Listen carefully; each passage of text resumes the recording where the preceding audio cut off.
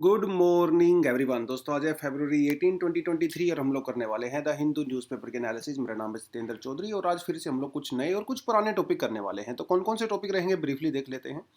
तो महाराष्ट्र में एक बहुत बड़ी डेवलपमेंट हुई है जो मिस्टर शिंदे और उद्धव ठाकरे उनके बीच में जो पॉलिटिकल पार्टी के बीच में जो क्लैश चल रहा था इलेक्शन सिंबल वगैरह को लेके, तो उसका फाइनल जजमेंट यहाँ पे आ चुका है। उसके बारे में बात करेंगे। उसके अलावा इंडिया जापान के बीच में एक छोटी-सी एक बायलैटरल एक्सरसाइज़ हो रही है, हल्का-फुल्का बात कर सकते हैं। जस्ट फैक्चुअल सी इन्फॉर्मेशन है, कुछ ख़ास इसमें है नहीं। उसके अलावा जी20 मीटिंग जो इंडिया में होने वाली है भई अभी नेक्स्ट, उसके बारे में काफ़ी कुछ जो है इस आर्टिकल में बताया गया है, क्या है पूरा मामला बात करेंगे। जी20 क्या होता है एंड ऑल दैट वो थोड़ा देखेंगे। ये टॉपिक काफ़ी इंपॉर्टेंट है आपका प्रीलिम्स के लिए। ख़ासकर पेंगोलिन की पोचिंग भैया बहुत ज़्यादा होती है इंडिया में। तो अभी एक बड़ी रिपोर्ट आई है ट्रैफ़िक के द्वारा।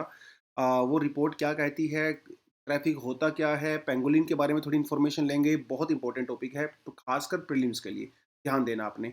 उसके अलावा अभी आपको पता है राजस्थान का बजट अभी लॉन्च हुआ, इंडियन गवर्नमेंट का बजट भी लॉन्च हुआ। तो दोनों के बजट के बीच में एक्चुअली एक कंपैरिज़न सा किया गया है। खासकर यहाँ पे जो ओल्ड एज पीपल हैं, हमारे जो बुजुर्ग लोग हैं, जो 60 प्लस हैं, उनके बारे में काफ़ी कुछ यहाँ पे बात की गई है, कंपेयर किया गया है। तो दोनों टॉपिक हम लोग पढ़ेंगे। अच्छा लगा मुझे, हालाँकि हल्का-सा इसमें पॉलिटिकल टोन है, बट एनीवेज़ वो थोड़ा बहुत चलता ही है। वो थोड़ा हम लोग यहाँ पे करने वाले हैं। बट आज के दिन बहुत ख़ास हुआ था। एक तो आज देखिए महाशिवरात्रि है, तो सभी को शुभकामनाएँ महाशिवरात्रि की।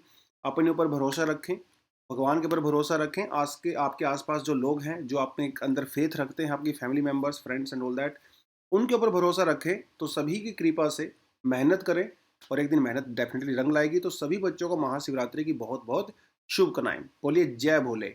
चलिए, आज एक बहुत इम्पोर्टेंट एक डेवलपमेंट हुआ था हमारी हिस्ट्री में। आपने पढ़ा भी होगा डेफ़िनेटली अपनी हिस्ट्री बुक में, ख़ास मॉडर्न हिस्ट्री में।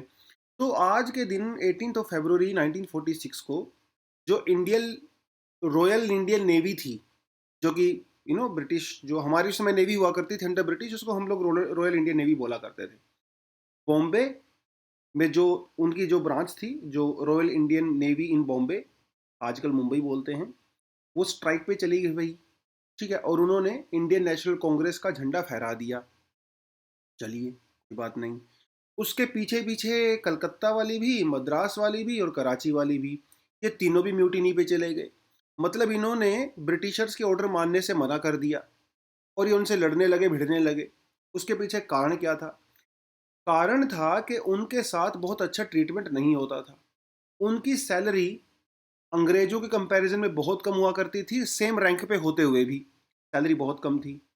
कोई अच्छा ट्रीटमेंट नहीं दिया जाता था। जो फूड क्वालिटी थी वो भी बहुत घटिया हुआ करती थी, जो रहने की सुविधाएँ वो भी बहुत घटिया हुआ करती थी as compare to British sailors and British officers. ये उन्होंने डिमांड किया कि भाई हमारे साथ बराबर का व्यवहार, ट्रीटमेंट किया जाए। उसके बाद जो पॉलिटिकल प्रिजनर्स थे उनको रिहा किया जाए, उनको छोड़ दिया जाए। वो कुछ इनकी डिमांड हुआ करती थी। देखिए, अब ये समझने की कोशिश करिए कि वो सेकंड वर्ल्ड वॉर के बाद का समय है। तो उस समय हमारे जो सोल्जर्स हुआ करते थे, कुछ छोटे ऑफिसर्स हुआ करते थे, उनको अमेरिका और ब्रिटेन, यूरोप का एक्सपोजर मिल चुका था। वो जब वहाँ से यूरोप से आए सेकंड वर्ल्ड वॉर लड़के, तो उन्होंने वहाँ पे देखा कि भैया डेमोक्रेसी नाम की एक चीज़ होती है, इक्वल राइट्स की एक चीज़ होती है, एक्सप्रेशन एक चीज़ होती है ना, इक्वालिटी एक चीज़ होती है। तो वो काफ़ी अवेयर हुए, एक्सपोजर मिला। तो बाद में उन्होंने यहाँ पे आके डिमांड किया, वो सारी चीज़ें हुई। आप हिस्ट्री की अपनी आराम से किसी बुक में पढ़ सकते हो। वो सारी चीज़ें हुई। तो ख़ैर कई दिनों तक चला वो म्यूटिनी, और वो सड़कों पे उतरे, फ्लैग वगैरह को किया, फिर ब्रिटिश लोगों ने जैसा कि वो लोग करते हैं हमेशा फ़ोर्स का यूज़ किया। और कहा जाता है कि 200 से 400 लोगों की उसमें जो है म्यूटिनी में अनफॉर्चुनेटली डेथ हो गई। 1000 से 1500 लोगों को अरेस्ट किया गया। वो सारी चीज़ें यहाँ पे डेफ़िनेटली हुई। अ, एक बड़ी ही एक इंटरेस्टिंगली, सरप्राइजिंगली तरीके से हमारे जो फ्रीडम फाइटर्स थे, जिसमें सरदार पटेल, वल्लभ भाई पटेल जी सबसे आगे रहे, नेहरू जी भी रहे, अ, और गांधी जी भी ऑफ कोर्स, इन्होंने किसी ने भी इस म्यूटिनी को सपोर्ट नहीं किया। हाँ, उनके कॉज के साथ सिंपैथी ज़रूर था, लेकिन सपोर्ट नहीं किया। इवन पटेल जी मिलने भी गए इन प्रोटेस्टर से, और उनसे रिक्वेस्ट किया कि भाई ये जो आज़ादी वाला काम है, आप ये हमारे ऊपर छोड़ दीजिए, हम इसको आराम से देख लेंगे। अभी प्रोसेस चल रही है, क्योंकि आप देखिए 46 का समय चल रहा है। उस समय तो ब्रिटिशर्स ने वैसे भी डिक्लेयर कर ही दिया था कि इंडिपेंडेंस मिल ही जाएगी। हाँ, अब इसकी वजह से हुआ ये, इंडियन नेवी के में जो म्यूटिनी हुआ, जो इंडिपेंडेंस की प्रोसेस थी वो थोड़ी फास्ट हो गई। देखिए इंडिपेंडेंस तो मिलने ही वाली थी वैसे भी, वो तो डिक्लेयर हो ही चुका था। तो कई सारे हमारे राजेंद्र प्रसाद जी भी गए, नेहरू जी भी गए, पटेल जी भी गए। कई लोगों ने फिर उनको मनाया और उनको कहा कि आप अपने अपने उसमें जो है वापस चले जाइए, चीज़ें हो रही हैं धीरे धीरे फास्ट हो जाएंगे एंड ऑल दैट। वो थोड़ा आप हिस्ट्री की बुक में आराम से पढ़ सकते हो, उसमें कोई ऐसी बात नहीं है। तो वो सारी चीज़ें हुई, फिर बाद में वो प्रोटेस्ट आराम से हो गया। हाँ, लेकिन इससे एक चीज़ हुई कि ब्रिटिशर्स, देखिए आप ये समझ लीजिए कि ब्रिटिशर्स ने इंडिया के ऊपर कंट्रोल कैसे किया? कौन से ऐसे टूल्स थे, जो इतने सालों तक उन्होंने हमारे ऊपर राज किया? 2-3 टूल बहुत इंपॉर्टेंट है यहाँ पे। एक सबसे बड़ा जो टूल है वो यहाँ पे रहा नेवी, आर्मी, मतलब जो फोर्सेस हैं उनकी, डिफेंस फोर्सेस सबसे बड़ा टूल था, क्योंकि जब भी प्रोटेस्ट होते थे फोर्स का यूज़ किया करते थे। और एक यहाँ पे थी इंडियन सिविल सर्विसेज, ठीक है, एडमिनिस्ट्रेटर जो हुआ करते थे। ये दो फोर्स कम से कम ऐसी थी जो कंट्रोल कर रही थी सोसाइटी को उस समय पे, ब्रिटिशर्स का जो था वहाँ पे उसका एस्टेब्लिश कर रहे थे। अब देखिए जब नेवी के अंदर ही, आर्मी के अंदर ही भैया प्रोटेस्ट होने लगेंगे, तो कौन बचाएगा आपको? अब गिने चुने ही अमेरिका ब्रिटिश ऑफिसर्स हुआ करते थे, मोस्टली तो इंडियन ही हुआ करते थे, सोल्जर भी इंडियन होते थे, ऑफिसर्स भी इंडियन होते थे, गिने चुने होते थे ब्रिटिश तो भाई जब नेवी ही खड़ी हो गई आपके अगेंस्ट में, तो अभी आप इंडिया का कंट्रोल नहीं कर सकते, सीधी सी बात है। और उनको ये बात बहुत जल्दी समझ में आ भी गई। और जो प्रोसेस थी इंडिपेंडेंस की, जो पहले रेंग रेंग के चल रही थी, वो अचानक से फास्ट हुई। और 15 अगस्त, मतलब समझ लीजिए ये फरवरी का महीना है यहाँ पे, और अगले साल 1947 अगस्त में, ठीक है, मतलब एक इसके 1.5 साल के बाद लगभग हमें आज़ादी वैसे मिल ही गई थी, ठीक है। तो इस म्यूटिनी का बहुत इंपॉर्टेंट रोल रहा है हमारे फ्रीडम स्ट्रगल में। इसको जरूर पढ़ें, बड़े अच्छे से पढ़ें, यहाँ से क्वेश्चंस कई बार आ भी चुके हैं एग्जाम में। ठीक है जी, चलिए नेक्स्ट टॉपिक पे जाते हैं। नेक्स्ट टॉपिक आता है भैया Sena name symbol go to Shinde camp. ये थोड़ा सा शायद ये फ्रीज हो जाता है कई बार, मैं इसे हल्का सा दोबारा से शेयर कर देता हूँ आपके साथ। तो महाराष्ट्र के अंदर जो बड़े समय से इशू चल रहा था, उद्धव ठाकरे जी की जो पार्टी थी शिवसेना, उनके फादर साहब ने, उस बाला साहब ठाकरे जी ने उसका इस्टेब्लिश किया था शिवसेना को। और उसके बाद जो चीज़ें हुई, अब उस देखिए हिस्ट्री में मैं नहीं जाऊँगा क्या हुआ क्या नहीं हुआ। इलेक्शन से पहले शिवसेना और बीजेपी का गठबंधन होता था भाई। इलेक्शन के बाद बीजेपी अलग हो गई, शिवसेना ने कांग्रेस के साथ मिलकर, एनसीपी के साथ मिलकर पावर बना लिया। बाद में शिवसेना के ही बहुत सारे एमएलएज वो अलग हो गए, उन्होंने बीजेपी के साथ मिलकर पार्टी बनाई एकनाथ शिंदे जी के मेजोरिटी में, लीडरशिप में। ये आपको अच्छे से पता है, ये कहानी बार बार दोहराने का कोई मतलब नहीं है। सवाल कहानी का नहीं है, सवाल ये है कि भाई इलेक्शन सिंबल किसको मिलेगा? जो शिंदे ग्रुप था वो कहते थे भाई वो रियल शिवसेना है। उद्धव ठाकरे कहते नहीं भाई, रियल शिवसेना तो वो नहीं है, रियल शिवसेना तो वो है जो मेरे फादर साहब ने बनाई थी। ठीक है, पॉलिटिक्स में कोई फादर नहीं होता, कोई पुत्र नहीं होता, समझ रहे हो बात? अगर आप प्रिंसिपल कॉन्स्टिट्यूशन के हिसाब से देखें, कॉन्स्टिट्यूशन रूल और रेगुलेशन के हिसाब से चलता है। पॉलिटिकल पार्टी हमेशा आइडियोलॉजी के ऊपर चलती है, ठीक है। अगर आप किसी आइडियोलॉजी में बिलीव करते हो तो आप उस पार्टी में बिलीव करते हो। तो उद्धव ठाकरे का जो विज़न है, उनकी जो आइडियोलॉजी है, वो उनके फादर साहब से थोड़ी सी अलग है, ऐसा कहा जाता है और ऐसा सच्चाई भी है कहीं ना कहीं। क्योंकि Balasaheb Thackeray ji was not a secular person as such, है ना, एक रिलीजियस और थोड़ा ऑर्थोडॉक्स भी थे। उनकी एक अपनी आइडियोलॉजी थी जैसी सबकी होती है। लेकिन उद्धव ठाकरे जी जो है इज़ मोर सेकुलर, ठीक है, more open minded as compare to him. तो वो सारी चीज़ें चल रही थी। तो एकनाथ शिंदे की जी का जो ग्रुप था वो अलग हो गया। उनका ये कहना था कि भाई ये जो उद्धव ठाकरे जी हैं वो अपने फादर साहब के आइडियोलॉजी पे नहीं चलते हैं, ये अलग है उनसे। हम लोग जो हैं भाई बाला साहब ठाकरे जी के विचारों पे चलते हैं। उस बेसिस पे उनके बहुत सारे एमएलएज उनसे अलग हो गए थे। ये कहानी आपको बहुत अच्छे से पता है। अब ये बात गई हुई इलेक्शन कमीशन के पास कि वो सिंबल किसको मिलेगा। जो शिवसेना का ओरिजिनल सिंबल हुआ करता था वो एरो और बो वाला, इसको मिलेगा। अब इस पे काफ़ी समय से चीज़ें चल रही थी, अब फाइनली डिसाइड कर लिया गया है इलेक्शन कमीशन के द्वारा कि वो जो सिंबल है, ठीक है, वो दिया जाएगा किसको? जो शिंदे वाला ग्रुप है। इलेक्शन कमीशन ने क्या किया, मैं वोटिंग करवाया, ठीक है, दोनों के तरफ के लोगों को बुलाया, वोटिंग करवाया। 76% जो वोटिंग मिली वो शिंदे ग्रुप को मिली, एंड ओनली 23% जो वोट मिली वो उद्धव ठाकरे वाले ग्रुप को मिली। तो भाई जिस पे ज़्यादा, अब यहाँ पे ये ऐसा नहीं है कि सिर्फ एमएलएज की वोटिंग कराई गई है, बल्कि जो ऑफिस बियरर्स होते हैं उनकी भी वोटिंग करवाई जाती है। मोस्टली लोगों ने शिंदे ग्रुप को ही सपोर्ट किया, शिंदे ग्रुप को सपोर्ट किया, शिंदे ग्रुप को मिल गया। क्योंकि ये सिंबल वगैरह का जो अलॉटमेंट का जो पूरा सिस्टम रहता है, इसके लिए हमारे पास एक कानून है, election symbol reservation and the allotment order 1968, ठीक है। जिसमें इलेक्शन कमीशन जो है वो फाइनल अथॉरिटी होती है, और उसने अपनी पावर का यूज़ किया इलेक्शन कमीशन ने। और ये मतलब ऐसे प्रॉपर रूल्स रेगुलेशंस होते हैं, इलेक्शन कमीशन कोई अपनी मर्जी से नहीं कर सकता, प्रॉपर रूल्स होते हैं, रेगुलेशंस होते हैं, और वही बात है जो मेजोरिटी फॉलो सपोर्ट करते हैं, ऑफिशियल बीयर्स जो सपोर्ट करते हैं, एमपीज एमएलएज वगैरह जो सपोर्ट करते हैं उस पॉलिटिकल पार्टी से, उसके बेसिस पे ही उसको सिंबल दिया जाता है। और यही केस जो है वो अभी भी हुआ है। हालांकि देखिए दोनों पार्टी, शिंदे जी कह रहे हैं कि डेमोक्रेसी की विजय हुई, जीत हुई, उधर उद्धव ठाकरे जी कह रहे हैं कि डेमोक्रेसी जो है डेड हो गई। यार ये तो सीधी सी बात है, अगर आपके फेवर में डिसीजन आता है तो वही डेमोक्रेसी जिंदाबाद, अगर आपके फेवर में डिसीजन नहीं आता है तो डेमोक्रेसी मुर्दाबाद। वो तो हमेशा रहता ही है, ये ह्यूमन नेचर है, बेसिक सी बात है। तो ये कुछ कुछ चीज़ें हैं इलेक्शन सिंबल के बारे में, आपको हल्का फुल्का आइडिया होना चाहिए। इलेक्शन सिंबल देने का पर्पज़ क्या होता है, ये भी बहुत सारे बच्चों को नहीं पता होता, बताता हूँ। इलेक्शन कमीशन देने का पर्पज़ ये रहता है कि देखिए बहुत सारे लोग इलिटरेट होते हैं, जो नहीं पढ़ाई कर सकते, नहीं पढ़ सकते हैं। तो ऐसे लोगों के लिए जो इलिटरेट होते हैं उनके लिए तो बड़ा अच्छा है भाई, वो इलेक्शन सिंबल को देके वोट दे दें, रादर देन वो, अब वो ना तो पॉलिटिकल पार्टी का नाम पढ़ पाते, ना ही वो कैंडिडेट का नाम पढ़ पाते हैं। तो एक ये भी पर्पज़ होता है इलेक्शन सिंबल देने का, और सिंबल की एक अपनी एक बहुत बड़ी पहचान होती है। सिंबल एक बहुत बड़ी आइडेंटिटी होती है। अब हमारे देश को देखिए, आप तिरंगा देखते हो, तिरंगा is like a symbol also, तो आप एकदम से उसके साथ कनेक्टेड फील करते हो। ठीक है, बहुत सारे रिलीजियस सिंबल्स होते हैं, ठीक है, आप उनके साथ कनेक्टेड फील करते हो। कुछ सिंबल कुछ भी हो सकता है, तो सिंबल एक बहुत बड़ी पावर होती है। ठीक है, तो वो कुछ कुछ चीज़ें हैं, आप थोड़ा इसको देख सकते हैं। और जो नेशनल पार्टी होती हैं, स्टेट पार्टीज होती हैं, उनको एक पर्टिकुलर सिंबल दिया जाता है। जो नेशनल पार्टीज होती हैं उनको जो सिंबल दिया जाता है इलेक्शन कमीशन के द्वारा, उस सिंबल को पूरे देश में यूज़ कर सकती हैं। स्टेट पार्टीज उसको अपने स्टेट में यूज़ कर सकती हैं। अगर एक स्टेट पार्टी दूसरे स्टेट में जाके इलेक्शन लड़ती है तो उसको फिर दूसरा सिंबल लेना पड़ता है। कुछ कुछ चीज़ें जो हैं यहाँ पे रहती हैं। ये थोड़ा लक्ष्मीकांत वगैरह में आपका अच्छे से दिया हुआ है। मैं आपको हमेशा बोलता हूँ स्टैटिक पोर्शन आप स्टैंडर्ड बुक से पढ़ा करें, रादर देन हेयर, क्योंकि यहाँ पे कुछ चीज़ें छूट जाती हैं। ठीक है, तो ये करंट अफेयर का पार्ट है, एक्चुअली स्टैटिक का पार्ट नहीं है। तो थोड़ा सा आप उसको देख सकते हैं। ठीक है जी, चलिए आगे बढ़ते हैं। नेक्स्ट हमारे पास आता है एक छोटा सा टॉपिक, और इंडिया जापान की एक आर्मी एक्सरसाइज चल रही है शीगा में, जो कि जापान के अंदर पड़ता है। तो हमारे कुछ भाई बंधु, हमारे कुछ सोल्जर्स, सैनिक वहाँ पे गए हैं, के साथ बढ़िया चीज़ें कर रहे हैं भाई।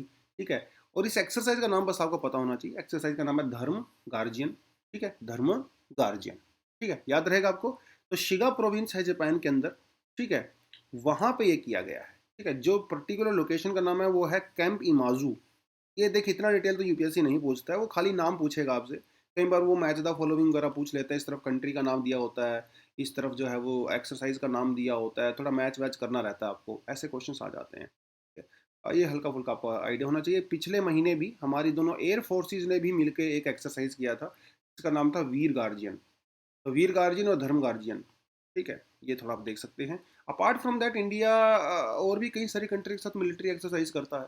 ठीक है, जापान के साथ एक जिमैक्स भी है हमारा भाई, इंद्रधनुष भी है हमारे पास एक, ठीक है, जिसमें हमारी इंडियन एयर फोर्स और वो जो रॉयल एयर फोर्स है ब्रिटेन वाली, यूनाइटेड किंगडम की, वो लोग पार्टिसिपेट करते हैं।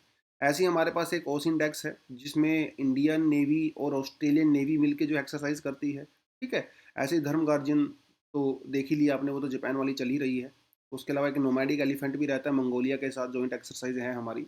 ये थोड़ा बहुत नाम आपको पता होना चाहिए, प्रीलिम्स वगैरह में कई बार पूछ लेता है। और खासकर आप अगर एसएससी, स्टेट पीसीएस या कोई दूसरे एग्जाम्स देते हैं, वहाँ पे भी जो है इस तरह के क्वेश्चन आपसे आ जाते हैं।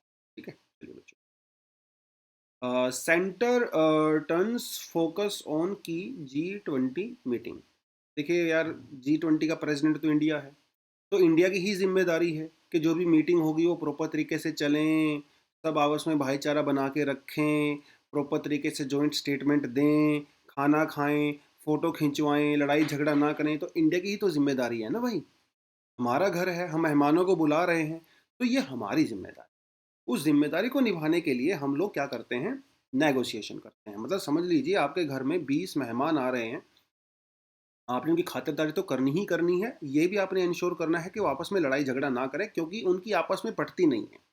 उन मेहमानों में एक तरफ रशिया है, एक तरफ चाइना है, ठीक है, इस तरह की कंट्रीज़ हैं, दूसरी तरफ भैया हमारी यूरोपियन कंट्रीज़ हैं, अमेरिका वगैरह है। तो ये दोनों की बनती नहीं है, लेकिन दोनों ही शादी में आ रही हैं, हमारे घर पे आ रही हैं मेहमान बन के, तो ये हमारी जिम्मेदारी है।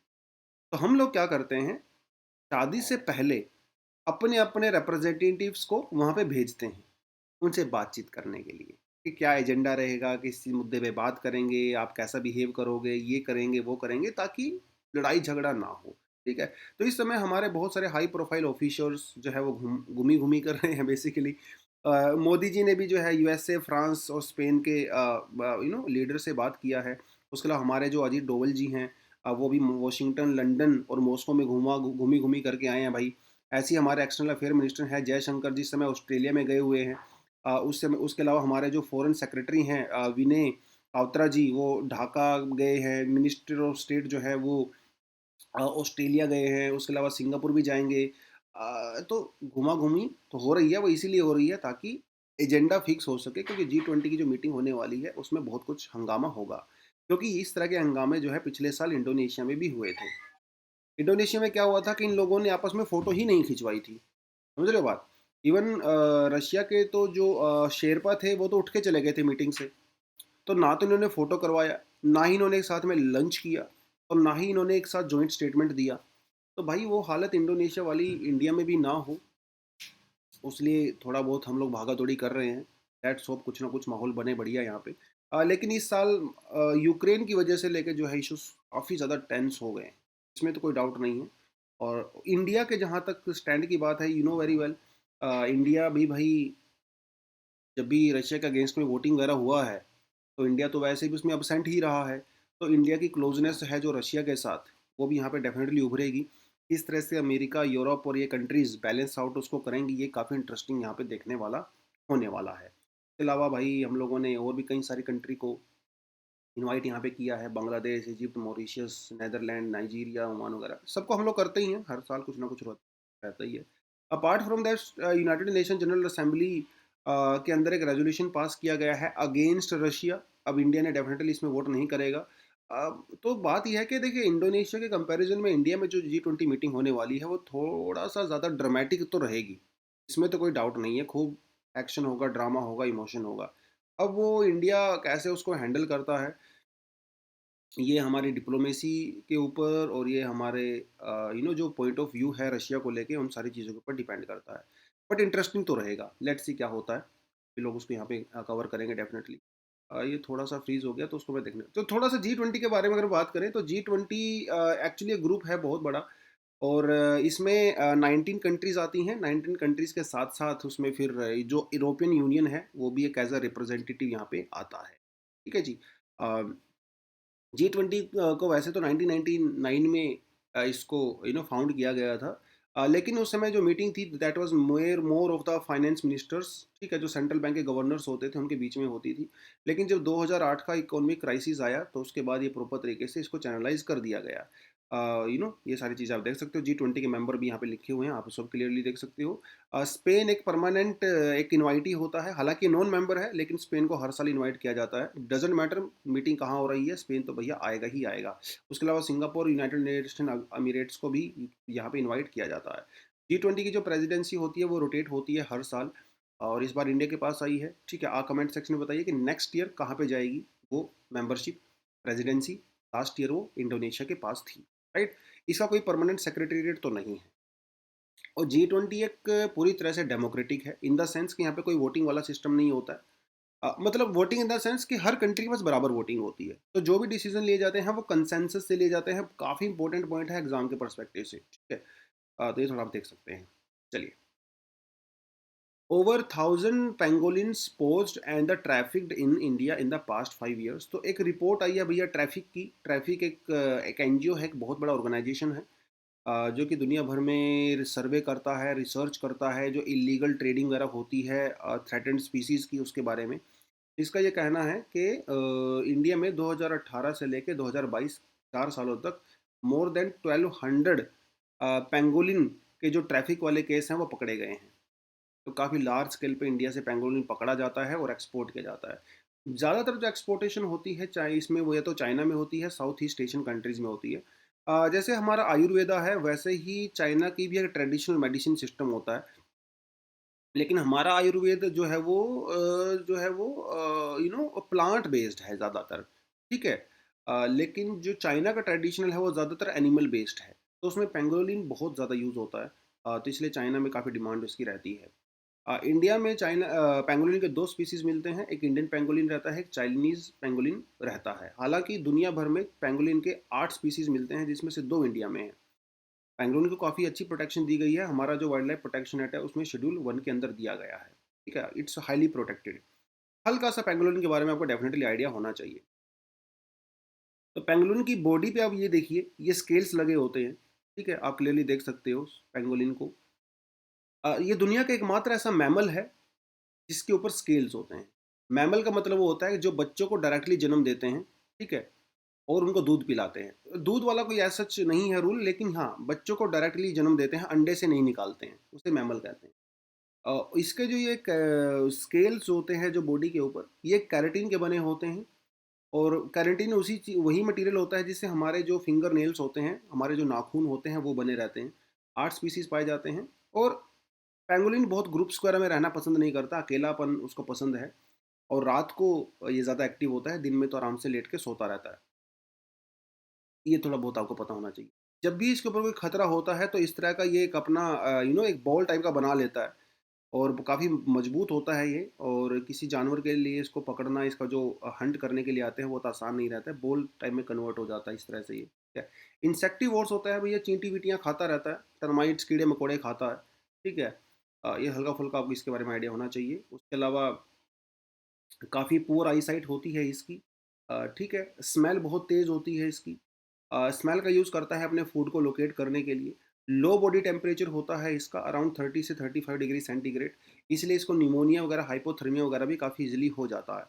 ये चीज़ें बहुत ज़रूरी हैं। एग्ज़ाम में आपसे क्वेश्चन ऐसे ही आता है। वो आपको कैरेक्टरिस्टिक्स देगा, ठीक है। Identify the name of the animal on the basis of following characteristics. तो इस तरह की कैरेक्टरिस्टिक्स आपको वो देगा, क्योंकि न्यूज़ में है ये एनिमल तो आपसे पूछा जा सकता है। आपको उसमें फाइंड आउट करना रहता है, इसलिए थोड़ी चीज़ें ज़रूरी होती हैं। ठीक है जी, चलिए। ट्रैफिक क्या होता है, हल्का सा मैंने सेल्फ स्टडी के लिए आपके लिए कंटेंट डाला है। पुराना कंटेंट है, बार बार उसी को कॉपी पेस्ट कर दिया मैंने, उसी में ऐसा सच कुछ है नहीं। ट्रैफिक एक आईयूसीएन के साथ मिलके काम करता है, आपको पता ही, आईयूसीएन जो रेड लिस्ट इशू करता है, उसके साथ मिलके ये काम करता है। 1976 में जो है सो क्रिएट किया गया था और दुनिया भर में जो ट्रैफिक होती है, जो पोचिंग होती है, इलीगल किलिंग होती है, ट्रेडिंग होती है थ्रेटेंड स्पीसीज़ की, उसके बारे में ये सारा कुछ काम करता है, ठीक है, ये आपको पता होना चाहिए। इंडिया में भी ट्रैफिक ने कई सारे कैंपेन्स वगैरह चलाए हैं, जैसे don't buy trouble, wanted alive वगैरह करके, ठीक है, आप इसको देख सकते हैं। चलिए, नेक्स्ट जो अपने पास आता है वो है आज का editorial, which is about social security and the story of two budgets. दो बजट की बात करता है, एक तरफ राजस्थान का बजट है, एक तरफ हमारी सेंट्रल गवर्नमेंट का बजट है। दोनों बजट के ऊपर किस चीज़ को कंपेयर किया गया है, जो ओल्ड एज पेंशन होती है उसको बेसिकली यहाँ पे किया गया है। क्या है पूरा मामला, बताता चलता हूँ आपको, देखिए। हालांकि इसमें हल्का सा आपको पॉलिटिकल टोन नज़र आएगा, बट इतने तो हम लोग समझदार हैं कि उसको थोड़ा आइडेंटिफाई कर सकते हैं, ठीक है। बात यह है कि हमारी फाइनेंस मिनिस्टर ने, निर्मला सीतारमन जी ने, अभी जो फरवरी में बजट लॉन्च किया, इन्होंने, यार देखो, हर सरकार की आदत होती है, जब वो सरकार पावर में होती है तो अपने बजट को सबसे बेस्ट मानती है, लेकिन वही सरकार जब अपोजिशन में होती है तो दूसरी सरकार के बजट को बहुत घटिया मानती है। बट अपनी तारीफ तो सब करते हैं, इसमें कोई डाउट नहीं। तो निर्मला सीतारमन जी ने बहुत कुछ कहा कि भैया हम लोगों ने 2014 से पहले के बाद में क्वालिटी ऑफ लाइफ को इम्प्रूव किया है, डिग्निटी को इम्प्रूव किया है, वही बड़ी बड़ी बातें हर कोई बोलता है जब आप पावर में होते हो। लेकिन फैक्ट्स का कोई इमोशन नहीं होता है, फैक्ट सिर्फ फैक्ट्स होते हैं, है ना। इमोशन में तो कुछ ही बोल सकते हो, फैक्ट क्या कहता है वो थोड़ा देखेंगे। जो निर्मला सीतारमन जी बोल रही हैं, फैक्ट उससे बिल्कुल अलग है। वो बोल रही है dignity of life, quality of life, अरे भैया उसको ग्राउंड पे तो दिखाइए। 2007 के बाद से, 7 के बाद से, इसमें पिछली सरकार भी आ गई, इंक्लूड हो गई। 2000 सरकार के 7 के बाद से हमारे यहाँ पे जो नेशनल सोशल असिस्टेंस प्रोग्राम है, जिसके तहत पेंशन दिया जाता है एल्डरली लोगों को, कितना मिलता है, एल्डरली और विडो, ठीक है, दोनों को दिया जाता है, और डिसेबल्ड को भी दिया जाता है। 200 रुपये एल्डरली को दिया जाता है जो 60+ होते हैं, 300 रुपये हर महीने विडो को दिया जाता है, और डिसेबल्ड लोगों को, मतलब दिव्यांग लोगों को दिया जाता है। 2007 के बाद से इसमें चेंजेस नहीं हुए। Getting my point. तो किस बिहाफ पे कह रही हैं निर्मला सीतारमन जी, हमने लाइफ ऑफ डिग्निटी मेंटेन किया है। ऐसा कहा जाता है और ये सच्चाई भी है। किसी भी देश को अगर आपने आइडेंटिफाई करना है कि वो कैसा देश है, वहाँ की सोसाइटी कैसी है, वहाँ की सरकार कैसी है, वहाँ के लोग कैसे हैं, आप उसके बुजुर्गों को देखिए। अगर कोई सोसाइटी अपने बुजुर्गों को अच्छे से ट्रीट करती है तो मतलब एक अच्छी सोसाइटी मानी जाती है। अगर अपने बुजुर्गों को दुत्कार के रखते हो, इग्नोर करके रखते हो, तो फिर वो सोसाइटी भी बेकार है भाई, सीधी सी बात है। ठीक है, बच्चों को और बुजुर्गों को और महिलाओं को आप कैसे ट्रीट करते हो इससे पता चलता है। यहाँ से तो साफ साफ पता चल रहा है। उसके अलावा जो पेंशन दी जा रही है वो 2001 के सेंसस के बेसिस पे दी जा रही है भाई। अभी तो 2021 चल रहा है, आप 20 साल पहले के सेंसस के बेसिस पे पेंशन भी बहुत कम दे रहे हो, और वो भी 2001 के सेंसस के हिसाब से। तो कहाँ है डिग्निटी? है ही नहीं। बजट जो है वो भी चेंज नहीं हुआ है। तब से लेके अभी तक का जो बजट है वो 9,000 करोड़ रुपीज है, जो कि रियल टर्म में तो डिक्रीज ही हुआ है ना। अरे इन्फ्लेशन कहाँ गई? इन्फ्लेशन तो आपने ऐड ही नहीं किया। आप 10 साल पहले भी इतना ही बजट मान के चल रहे थे, आज भी इतना ही बजट करके चल रहे हो। रियल टर्म में तो एक्चुअली वैल्यू बहुत कम हो गई है। ये जो स्कीम रहती है सेंटर वाली, इसके अंदर 3 स्कीम रहती हैं: Indira Gandhi national old age pension scheme, Indira Gandhi national widow pension scheme और Indira Gandhi national disability pension scheme. तीनों के तहत जो है पैसा वैसा दिया जाता है। सेंट्रल गवर्नमेंट जितना कंट्रीब्यूट करती है स्कीम में, स्टेट गवर्नमेंट भी उतना ही कंट्रीब्यूट करती है। हालांकि इंडिया में मोस्टली जो स्टेट्स हैं वो सेंटर के कंपैरिजन में बहुत ज़्यादा कंट्रीब्यूट करती हैं। जैसे अगर आप तमिलनाडु का एग्जांपल दो, तो ओल्ड एज लोगों को सेंटर की तरफ से 200 रुपया दिया जाता है, लेकिन वहाँ की खुद की सरकार के द्वारा, तमिलनाडु की सरकार के द्वारा इसमें एक्स्ट्रा 1400 रुपीज़ ऐड किए जाते हैं। तो टोटल आपका 1800 रुपये हो गया। ऐसे ही हरियाणा में है, पंजाब में है, बहुत सारे स्टेट्स में होता है। तो मतलब सेंटर की तरफ से बहुत कम कंट्रीब्यूशन होता है। अब आप इसको राजस्थान के बजट से कंपेयर करके देखिए। राजस्थान में अभी उन्होंने क्या किया है, जैसे हमारे पास मनरेगा होता है, आपको पता ही है कि मनरेगा सिर्फ रूरल एरियाज़ में होता है और अर्बन एरियाज़ के लिए कोई मनरेगा नहीं है। रूरल एरियाज़ में 100 डेज़ की गारंटी दी जाती है।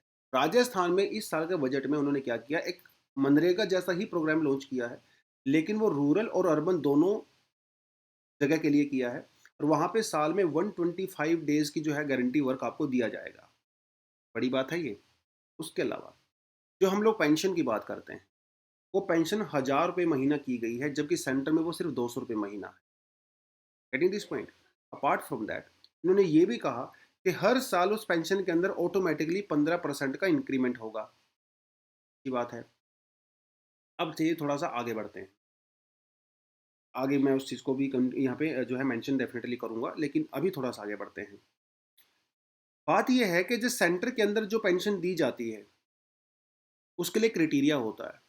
क्राइटेरिया ये होता है कि आप 80% तक डिसेबल्ड होने चाहिए, तब आपको डिसेबिलिटी के अंदर जो है वो पेंशन मिलेगा। लेकिन राजस्थान की गवर्नमेंट ने इसको 40% कर दिया है।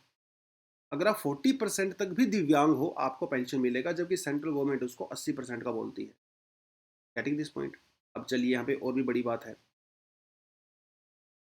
बात यह है यहाँ पे कि राजस्थान की गवर्नमेंट जो है वो क्या कह रही है कि जो लोग अबव 55 हैं, वीमेन और मैन जो अबव 58 हैं, ठीक है, दोनों को ही हम लोग पेंशन देंगे। ठीक है, ओल्ड एज पेंशन दोनों को दिया जाएगा। तो यहाँ पे ओल्ड एज वाला जो क्राइटेरिया है वो भी इन्होंने सेंसस के हिसाब से नहीं डिसाइड किया है, एज के हिसाब से किया है। Getting this point? क्योंकि सेंटर तो 2001 के सेंसस के हिसाब से अभी भी पेंशन दे रहा है। अरे भैया, उसके बाद जो लोग ऐड हुए होंगे उनका क्या? जिसकी वजह से लाखों लोग जो है पीछे छूट गए हैं। राजस्थान की गवर्नमेंट ने कहा कि नहीं, मैं तो उसके हिसाब से काम नहीं करूंगा, मैं सिर्फ उनको दूंगा आधार के हिसाब से या राशन कार्ड के हिसाब से जिनकी एज जो है वो इतनी है।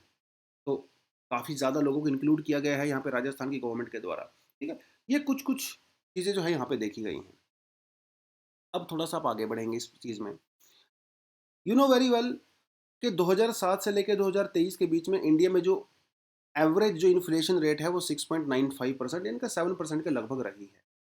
मतलब ये है, 2007 में जो 200 रुपये की वैल्यू थी, 2023 में वो कम से कम 600 रुपये हो गए हैं। Getting this point? पिछले 16 साल में आप जो 2007 में कोई चीज़ 200 रुपये की खरीद सकते थे, अभी आपको उसके लिए 600 रुपये पे करने पड़ेंगे। लेकिन पेंशन तो भैया अभी भी 200 ही मिल रही है। तो उस समय जो 200 रुपये की वैल्यू हुआ करती थी, आज के समय मान के चलो वो 45 या 46 रुपीज़ की वैल्यू है। क्या दे रहे हो हर किसी को 40 रुपये पर महीना, कोई मैटर नहीं करता है। ये यहाँ पे कुछ कुछ चीज़ें यहाँ पे हुई हैं जिसकी वजह से बहुत सारे लोग छूट गए। अब यहाँ पे 80% का जो उन्होंने क्राइटेरिया रखा है, भाई जो 79% डिसेबल्ड है उसका क्या, जो 70% है उसका क्या, 60% है उसका क्या। राजस्थान की गवर्नमेंट ने सीधा कहा 40% डिसेबल्ड पेंशन मिलेगी आपको। 80% वाले क्राइटेरिया की वजह से लाखों लोग छूट गए। ये कुछ कुछ चीज़ें यहाँ पे इम्प्रूव होनी चाहिए। तो कंक्लूजन में यही कहता है वो, कंक्लूजन में यही कह रहा है कि भाई आप एहसान नहीं कर रहे हो भाई, ठीक है, आप चैरिटी नहीं दे रहे हो, ये उनका अधिकार है, ओल्ड एज लोगों का अधिकार है ये। तो यहाँ पे हम लोग बात कर रहे हैं जो कि नॉन फॉर्मल सेक्टर से आते हैं, सरकारी एम्प्लॉयज़ की बात नहीं कर रहे हैं। इनका ये कहना है कि जब वो लोग जवान हुआ करते थे, प्रोडक्टिव हुआ करते थे, उन्होंने हमारे देश में कितना कंट्रीब्यूट किया होगा, बहुत ज़्यादा किया होगा। अभी आप उनको बदले में क्या दे रहे हो, 200 रुपये महीना, जिसकी कोई वैल्यू ही नहीं है आज के समय में। 200 रुपये महीना क्या होता है, एक आइसक्रीम आ जाती है 200 रुपये की तो यार। तो उन्होंने कहा कि कहाँ है डिग्निटी, गेटिंग दिस पॉइंट। ये उनका अधिकार है, उनको उनका अधिकार मिलना चाहिए। और एक सोचने की बात ये भी है, अब पेंशन हम किसी को दोगे, ठीक है, या तो उसको बैंक में रखेगा, अब बैंक में रखने लायक तो अब दे नहीं रहे हो, ठीक है, मान लो फिर भी चले बैंक में रखेगा, 1% चांस मान लो, या फिर वो उसको खर्च करेंगे अपनी दवाई पे, इधर उधर कुछ ना कुछ खर्चा ही करेंगे। ये खर्चा करके पैसा कहाँ जाएगा, ये तो मार्केट में ही जाएगा ना।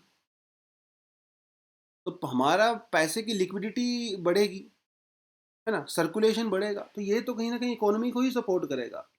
तो अगर आप उनको पैसा दे रहे हो तो इसे आप ये मत मान के चलिए वो खर्चा है, अल्टीमेटली घूम फिर के वो आपके पास ही आने वाला है। ये रेवड़ी नहीं है भाई, ये रेवड़ी स्कीम की आप बात करते हो, this is not revdi, this is actually their right.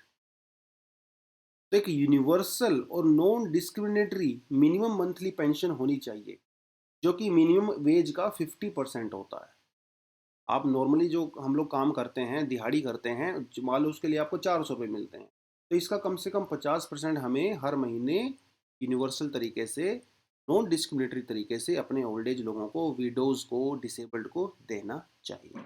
It is there right, क्योंकि कोई भी नेशन, कोई भी सोसाइटी, भाई वो तब तक आगे नहीं बढ़ सकती जब तक आप अपने विडोज़ को, मार्जिनलाइज्ड जो लोग हैं, ओल्ड एज, डिसेबल्ड, उनका ध्यान नहीं रखोगे। ठीक है जी, उन्होंने देश को दिया, देश उनको देना चाहिए। ये बेसिकली इन्होंने पूरा कंक्लूजन डाला है। ठीक है, तो इसी के साथ लोग ख़त्म करते हैं। कल मिलते हैं नई टॉपिक्स के साथ। और सभी बच्चों को फिर से महाशिवरात्रि की बहुत बहुत शुभकामनाएं। Thank you very much, all the best. जय हिंद।